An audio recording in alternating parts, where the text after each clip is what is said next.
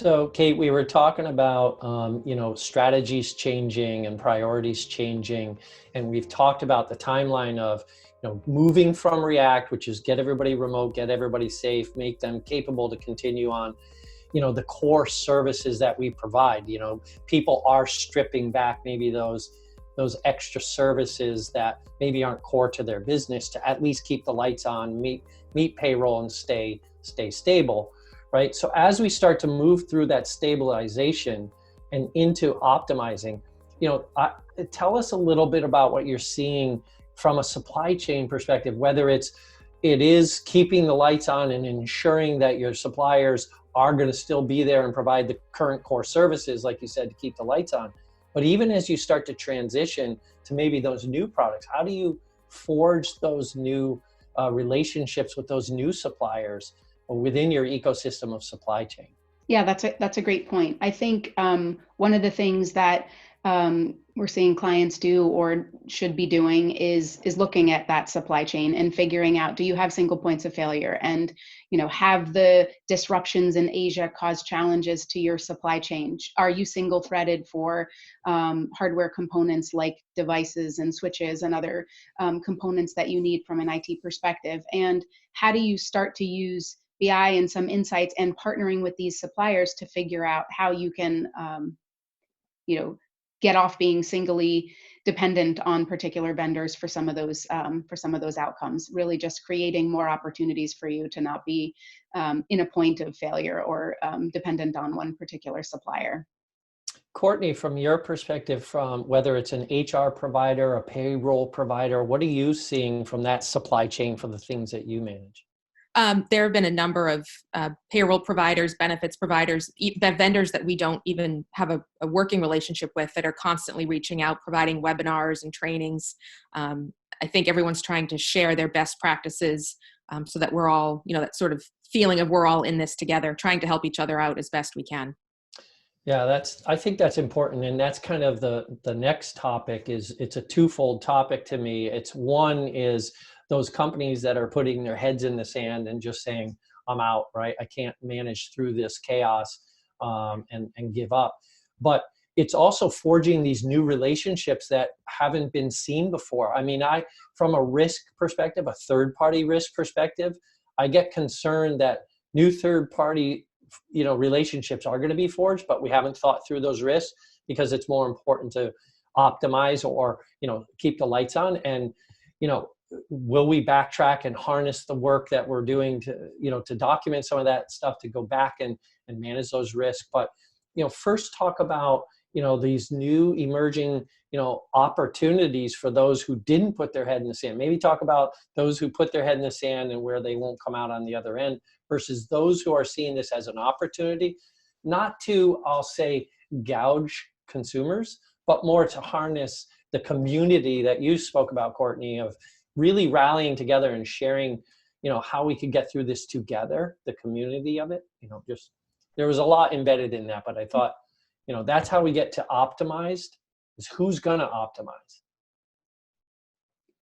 Yeah, I'll share some thoughts, John. So, as we look to get beyond this and say, where do we want to be on the other side? Like, there is another side, it's just measured in how long it takes to get there. And the economy was quite strong.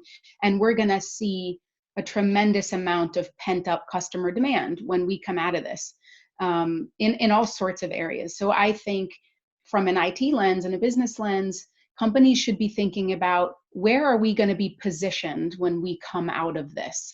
And what is that pent up demand going to look like? And are we positioned to support that? And I think that customers and organizations that take an immediate response to cut too deep are going to be too slow to respond to that. And it's going to create opportunities for new players to step up. And so I think organizations need to be very prudent in doing the things we just talked about, hunkering down right now, figuring out what's priority for you to do, but also with a lens towards, where do you want to be when you come out of this? And how can you maximize that opportunity so that you are positioned for that when you get there? I imagine that organizations who haven't invested heavily in their digital transformation journeys are probably kicking themselves right now. The companies who've already made that transition to the cloud are rebounding much faster through these times than clients who've waited and have not moved to the cloud. The ability to have that elasticity and flexibility is huge right now. Who would have imagined that we'd be in this situation? It is really, really important that customers continue to focus on getting to that cloud journey, achieving the objectives that they wanted through, BI, Insight, Elastic Workplace, and things like that. So with a lens towards, we are going to come out of this, we're going to recover, we want to be in a position where we continue to optimize. I think those are some of the things that organizations should be thinking about now so that they're positioned for that growth when we get there. Thoughts on that, Courtney, and from your perspective? Yeah. I think from a people perspective, everyone is anxiously waiting for things to get back to normal or for us to get through this.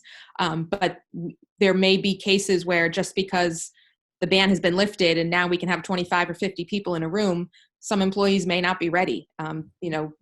Mentally, they're not going to flip the switch that easily, and needing to be empathetic to that, but also knowing, okay, there's work now that has to get done and we have to catch up a little bit. So balancing the need to want to be sensitive to that, but also keeping your customers and your business in mind. So Courtney, have you dealt with a lot of companies or even within your company, the push to have remote workers anyway, prior to all this? And how is that changing, how you come out the other side, as Kate calls it, for a new way to act normal, right? Will people be entering buildings anymore, or is everybody going to work from home? And how does that look in your mind? Right. I can speak from our company. Typically, we've been more of everybody in the office and we're here together. People had the ability to work from home, but I think the thought process was, you get more done when you're in the office, and now that everyone is working from home, I think there will be a push for more opportunity for people to do that. And managers are going to have to rethink, if they were hesitant in the past, what were you really hesitant about? Because we just had some success. So I think we're going to have to rethink some of those policies that we've had in the past. Yeah. And there may be the workers, to your point, that want to be back in the office because their kids can go back to school. They're not homeschooling them, and they need the productivity in the office. So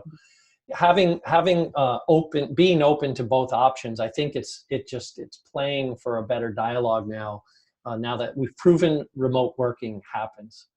So that's good. So when I think of managing risk, getting companies to an optimized state, they had to have a good culture of managing risk at the enterprise level already.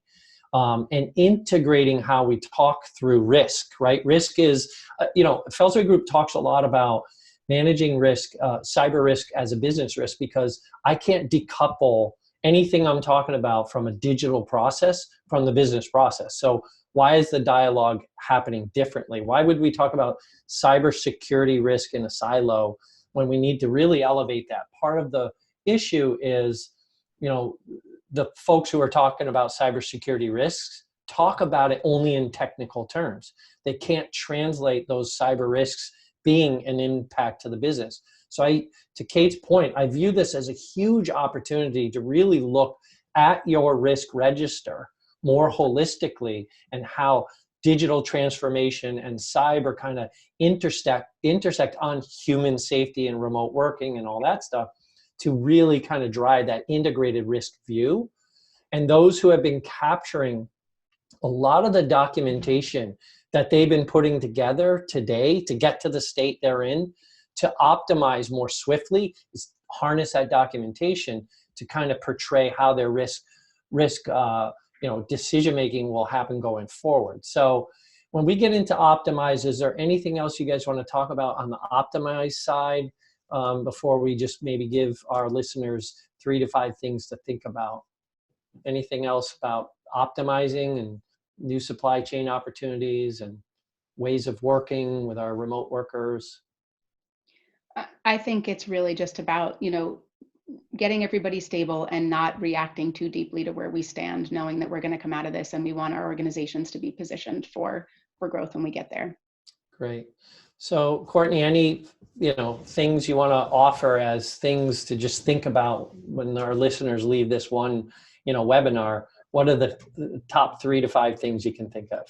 So I think thinking about what do employees and managers need right now in this time of remote workforce where everyone is working at home and needing the support. Are there more things that we need to provide that we hadn't thought of previously?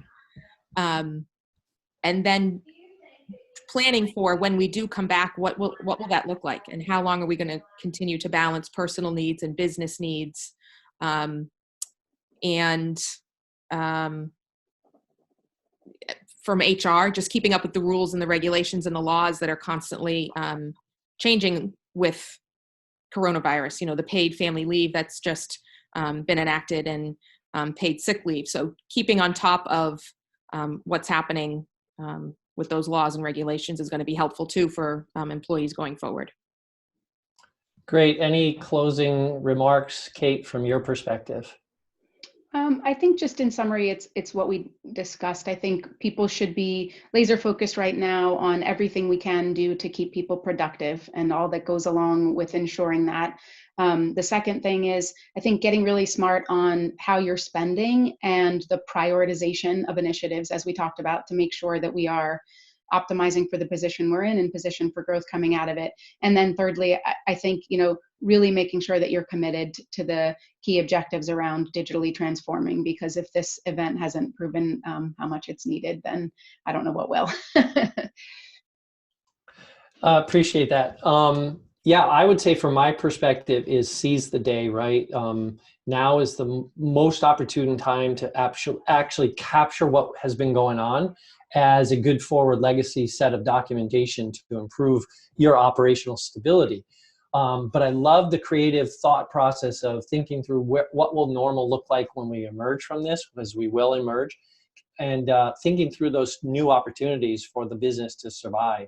But to me, capture what you just went through, improve those disaster recovery plans, practice those more regularly, because you may have to now practice them in a remote state already, right? Whereas before you'd say it's kind of like a fire drill. How do we leave the building? How do we congregate over here? It's not like that anymore. So what does a new remote DR strategy look like? So to me, the most opportune time to document, whether you're building an application or forging a new HR policy, is document it when you're in that moment. So seizing the day is to me a critical first step.